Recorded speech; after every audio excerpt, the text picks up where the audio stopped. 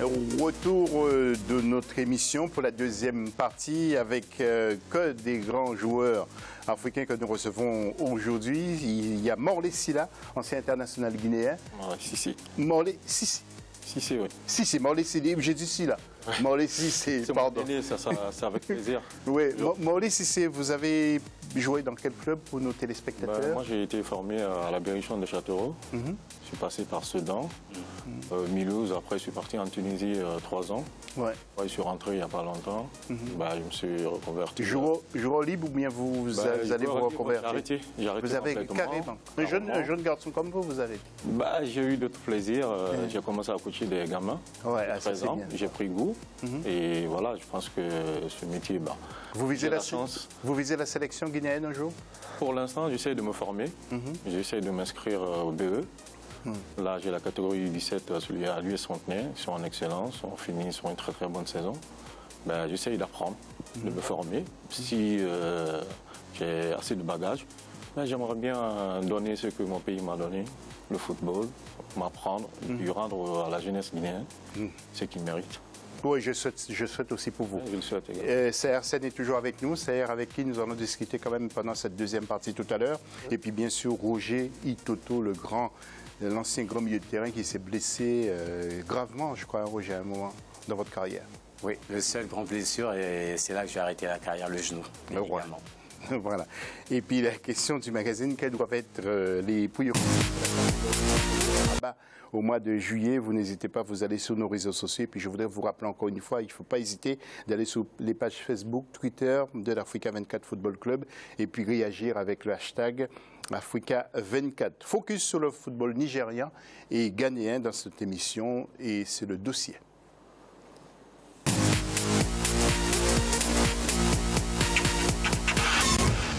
Alors, avant de retrouver les commentaires en plateau, ce football africain a connu une forte évolution, vous le savez, au cours de la dernière décennie. La forte domination des grandes nations a laissé à la place à une rude concurrence, absent de la dernière édition de la CAN. Le Nigeria connaît des moments de flottement depuis son dernier sacre à la CAN de 2013. Souvenez-vous, son voisin ghanéen, lui, se porte mieux dans les compétitions internationales. Ces deux pays ont produit de grands noms du football, comme Abedi Pelé, Michael Essien, pour les Black Stars chez les Super Eagles.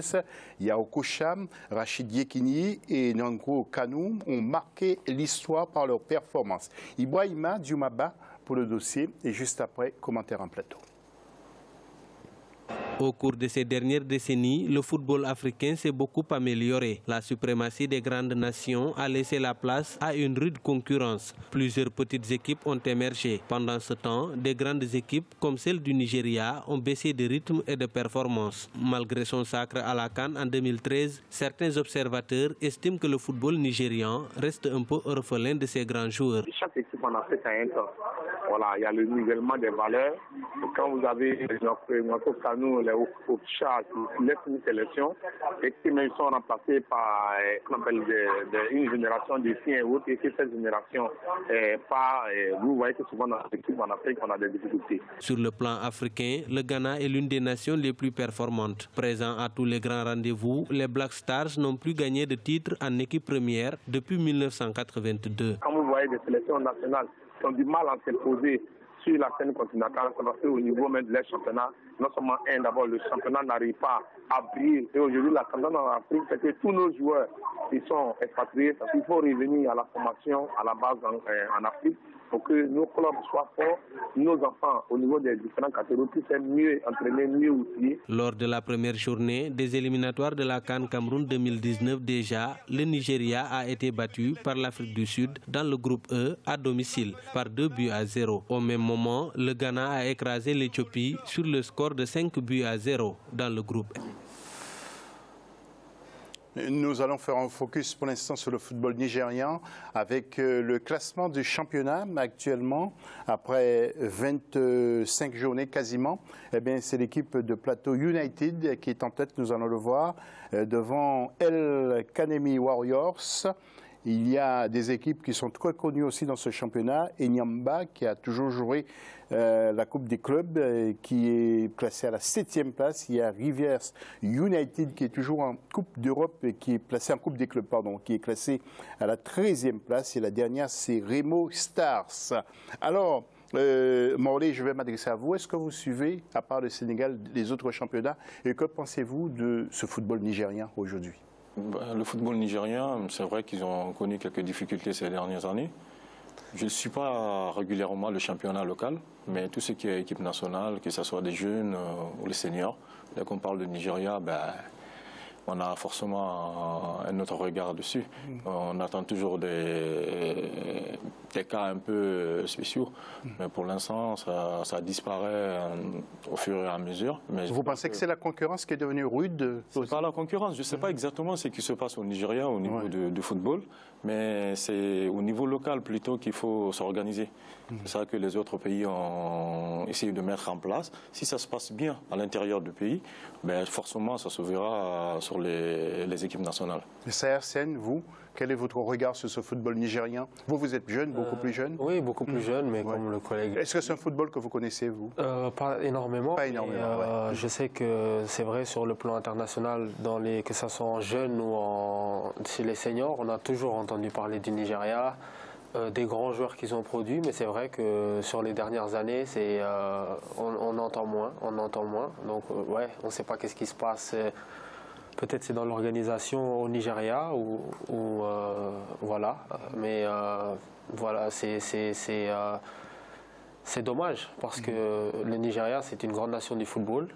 Et on aimerait revoir ce Nigeria qui produit les grands joueurs comme Okocha, Kanu, comme les joueurs qu'on a pu voir. Ouais, Roger, vous, quel est votre sentiment? Oui, non, quand on regarde le championnat de jeunes U17, U19, ils sont toujours représentatifs. On voit toujours l'équipe nigérienne. C'est vrai qu'il y a beaucoup de jeunes espoirs. On croit mais c'est vrai que ces jeunes-là, ils ont du mal à pouvoir s'imposer par la suite. Et je pense qu'il faut qu'il y ait quelque chose qui se mette en place pour aider ces jeunes à pouvoir gagner en maturité, pour pouvoir aller s'imposer, parce que c'est la plupart, on croit que c'est des jeunes qui pourront aller un peu plus loin, mais ils n'arrivent pas à passer ces tacs-là, ce niveau. Donc je pense qu'il faut qu'ils essaient de mettre une cellule, quelque chose en place pour pouvoir aider ce jeune à pouvoir submerger, pour pouvoir aller vers le haut, pour l'équipe nationale nigérienne. Oui, alors avant Saher Sen, il y avait deux footballeurs qui avaient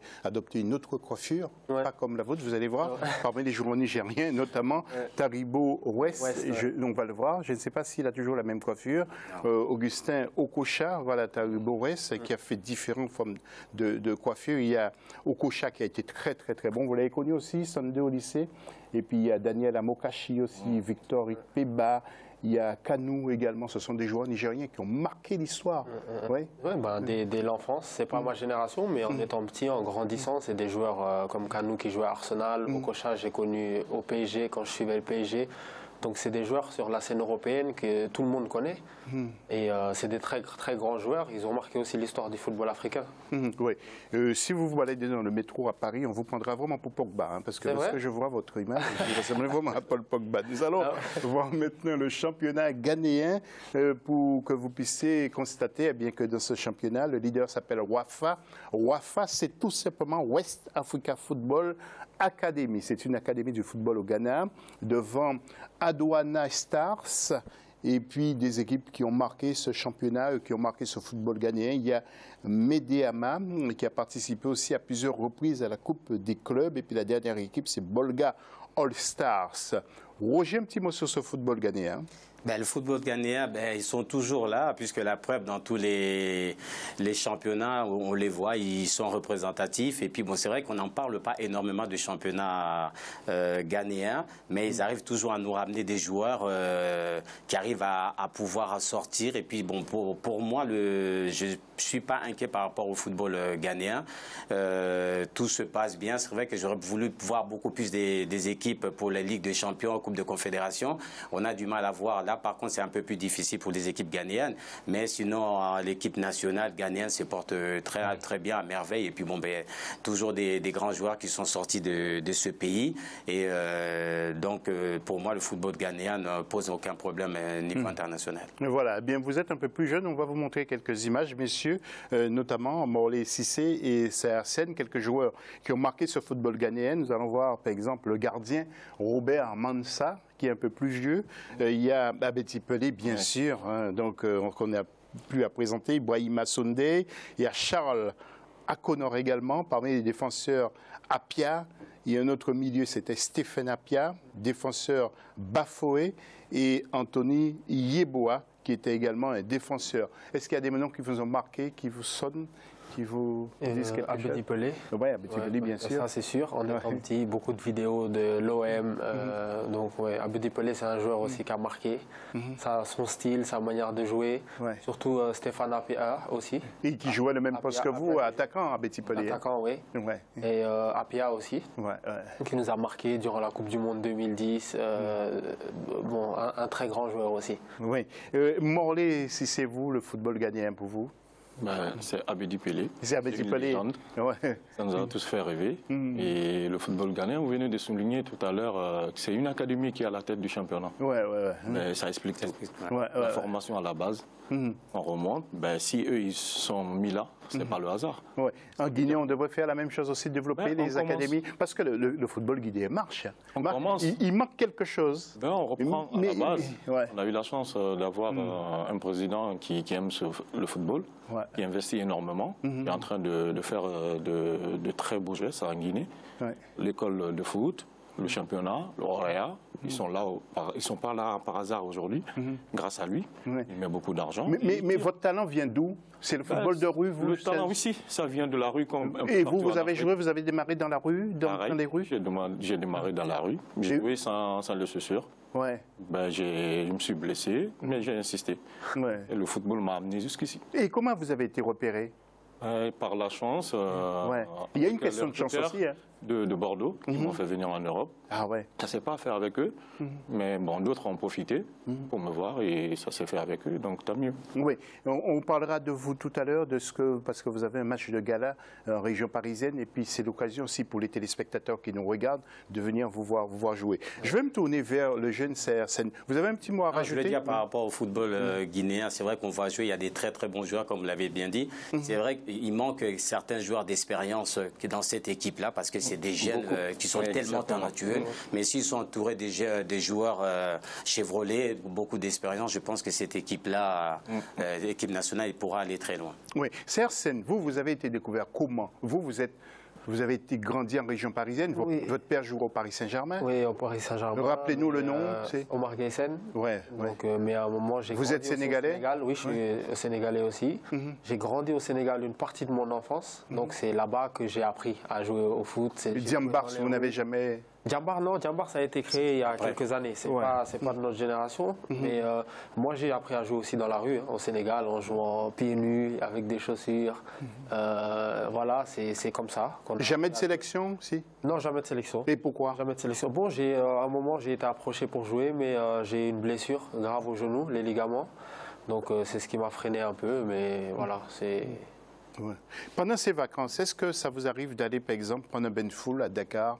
Par exemple, ça vous arrive de partir? D'habitude, oui, j'y vais tout le temps. Oui, cette année, vous allez partir? Cette année, je ne suis pas parti. On a passé le ramadan ici en famille. Donc, j'ai les enfants. Je voulais plus rester sur Paris.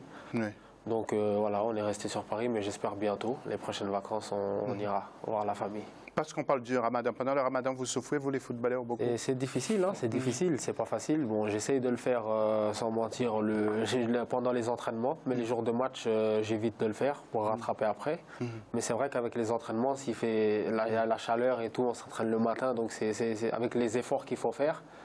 Parce que ça ne doit pas être une excuse parce qu'on fait le ramadan, on doit faire moins d'efforts. Donc on essaye de s'adapter. Voilà, c'est pas facile, mais Dieu nous aide dans l'épreuve. Oui, pendant votre carrière, vous avez respecté le ramadan? Non, je ne fais pas le ramadan.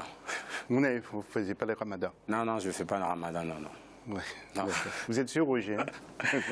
Vous l'avez fait? Si, moi je l'ai fait et j'ai d'ailleurs commencé à pratiquer quand je jouais en Tunisie. Ouais. Mais là-bas, par contre, les entraînements pendant le ramadan, c'est la nuit. Ouais. C'est la nuit. Ouais. Ah ouais? Parce qu'il y a une forte chaleur, il fait des fois jusqu'à 50 degrés. Et donc, ils mettent toutes les séances le soir, après qu'on a fini de couper. Vous regardez la bouffe, vous ne pouvez pas toucher, rien faire, sacrifice total. Non, ils ont l'habitude, après, ils s'habituent complètement. Ouais, ne vous étonnez pas du sourire de Roger parce qu'il n'aurait jamais respecté, il ne respecte rien. Les anciens, ils ont non, je respecte tous, non, je respecte, je dis non, chapeau parce qu'il faut le faire, mais je fais autrement, mais les gars qui font le ramadan, je dis chapeau parce que c'est pas évident. C'est terminé là? C'est terminé depuis? Oui, c'est terminé depuis hier. J'ai quelques confrères aussi qui sont tellement heureux. Je vais parler par exemple de Biram, il va se reconnaître. Il est heureux, il a beaucoup mangé aujourd'hui. C'est la fin de la deuxième partie de l'émission. À tout à l'heure pour la troisième et dernière partie.